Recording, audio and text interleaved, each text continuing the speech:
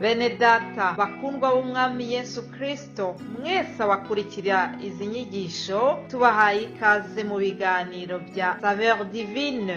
Ibi biganiro mu bitegurirwa n'abavuga butumwa bwiza batandukanye, akaba ari umuhamagaro ugendera ku ijambo ry'Imana byanditse mu gitabo cy'ubutumwa bwiza uko bwanditswe na Matayo ibice 24 umurongo wa 14. Kandi ubutumwa bwiza bw'ubwami buzigishwa mu isi yose ngo bube ubuhamya bwo guhamiriza amahanga yose, nibwo imperuka izahera ko ize. Ibi biganiro mubikurikira ku channel ya YouTube yitwa SAVEUR divine. Tubifurije kugubwa neza. Imana Data ari nayo So ibaha umugisha.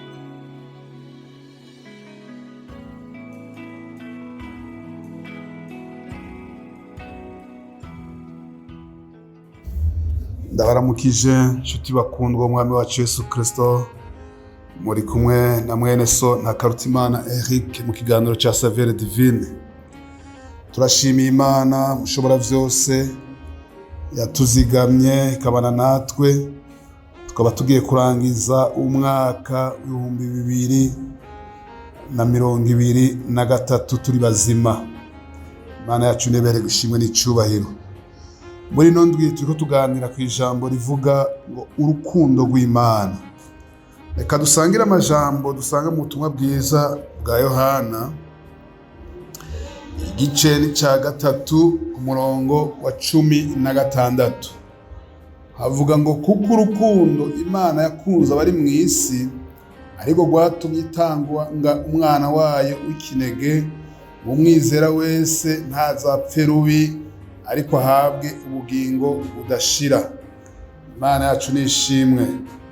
Imana yacu kubw'urukundo yadukunze yatanze umwana wayo w'ikinege kugira ngo umwizera wese ntazapfe rubi ariko aronke ubugingo budashira. Imana yaratanze umwana wayo kubw'urukundo yadukunze, natwe nahacu kwakira iyo ngabire twaronse. Ijambo ry'Imana ritubwiye ngo kugira ngo Imana itange umwana wayo Yesu Kristo yamutanze kubw'urukundo. Hanyuma kwari kugira ngo twebwe abantu baremwe n'Imana ntituzopfe rubi. Ariko hari ico usabwa mwene data, usabwa kumwizera uwo mwana w'Imana Yesu Kristo yatanzwe. Haleluya. Hari amajambo ari mu itanguriro igice ni ca 2 ku murongo wa 16 na 17. Imana yavuze ngo Uhoraho Imana abarira uwo muntu ati igiti cyose cyo muri iryo tongo ukirye ko ukugomba, ariko igiti kimenyekanisha iciza n'ikibi ntuzukirye kuko umunsi wakiriyeko uzopfa nta kabuza. Ndagomba kutuvugana kuri iri jambo rivuga ngo uzopfa nta kabuza. Iyo Imana ishizeho itegeko cyangwa igashinga ibwirizwa ryayo, urirenze ko urahura n'ivyago kuko iba yabivuze. Imana yabwiye Adamu na Eva irababwira ati biri muri iryo tongo ryose byose mubijyeho uko mugomba, atari ku igiti kimenyekanisha ikibi n'iciza ntuzunagikoreko kuko niwo munsi wakiriyeko uzopfa nta kabuza.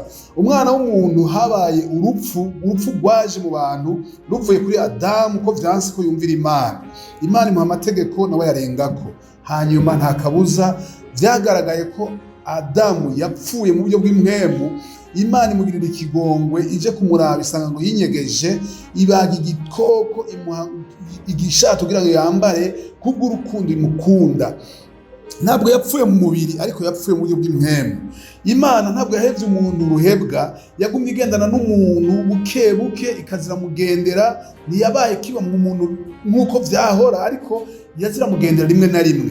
Turabona rero kandi ayandi majambo Imana yavuze mwitangura igice ca 6 ku murongo wa 3 ivuga ngo ntabwo Uhoraho azokwamara nyinyurana n'umuntu w'inyama n'amaraso buri munsi, ngo ubu muntu azomara imyaka 120. Imyaka yagira igerurwa kubwo kugarariza k'umwana w'umuntu.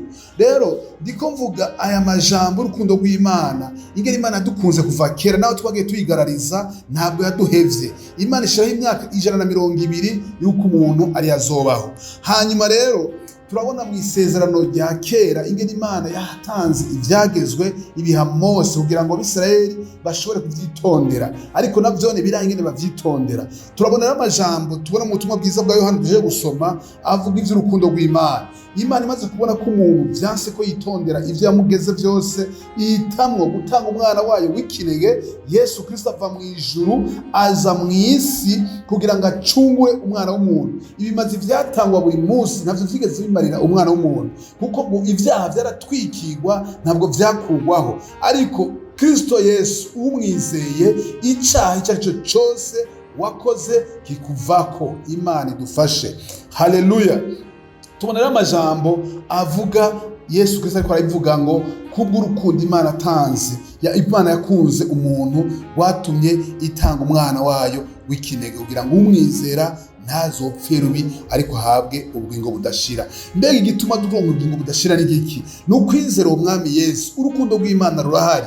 Imana dukunze kuva kera. Uravye ingene Adamu yagararije, ukaraba ingene Abisirayeli bagararije, ukaraba ingene n'abantu bagararije, ingene ivyaha vyagwiriye mw'isi, Imana ikagomwa Nowa wenyene, isi ikayihonya, Imana igasigaza Nowa agasubira akavamwo uruvyaro rwa Isirayeli, isi igasubira kuzuramwo abantu, Imana igatoramwo ihanga rya Isirayeli, igatoramwo Aburahamu ikamugira ihanga ridasanzwe.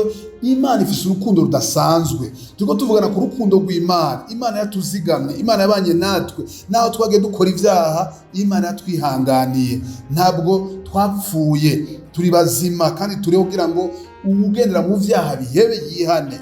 Imana nidufashe cyane. Rero tubonye amajambo avuga ngo kubw'urukundo Imana yakunze abari mu isi ariko rwatumye itanga umwana wayo w'ikinege kugira ngo umwizera wese ntapfe rubi. Hari urubanza rubikiwe abanyavyaha, hari urubanza rubikiwe abanse kwizera Yesu, hari urubanza rubikiwe abase kwakira uwo mwami. Urwo rubanza ngo ni urubanza rubi, bazopfa urupfu rubi rurahari. Imana nidufashe cyane. Nama nabivuze ko umuntu yapfuye ntabwo abaheze, ahubwo umuntu arimuka ikibiribiri kija mwivu, ariko impwemu isubira kuba yitanze. Iyo nayo ni impwemu y'Imana iri muri twebwe. Iyo mpwemu izoja kubazwa ivyo twagendeyemo muri nosi, ari bibi ari vyiza, umuntu wese azobibazwa. Ariko tubonye ngo kubw'urukundo Imana yadukunze watumye itanga umwana wayo Yesu Kristo. Uwo Yesu yatanzwe bisaba yuko tumwakira tukamwizera, akatubera umwami, akatubera umukiza.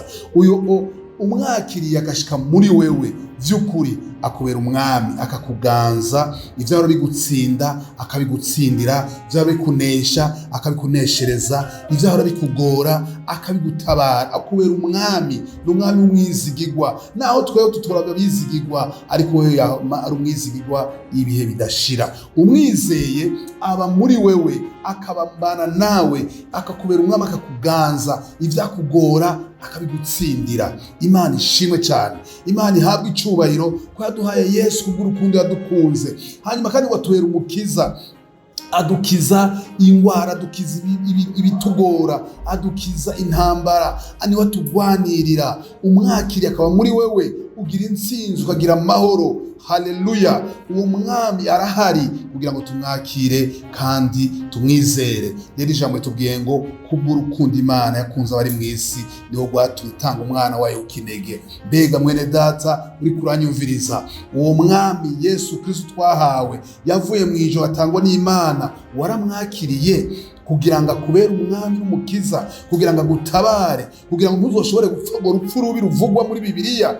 Imana idufashe tumwakire umwami Yesu. Nimba utaramwakira, n'akanya keza ko kumwakira ukamwizera, akakubera umwami n'umukiza, akagukiza urupfu rubi uzokwicwa abatumviye Imana, uzobona abagarariji banse kumvira ijambo ry'Imana, urupfu uzopfa abantu babaye ntabarigwa muri nosi. Imana igufashe mwene data kandi igugenderere, iguhe kwakira uwo mwami Yesu, nawe umwakira kubera umwami n'umukiza, kandi urwo rukundo rw'Imana ube muri go, urugendere ko twararuhawe. Imana ishimwe. Amen, amen. Yesu abahezagire cyane.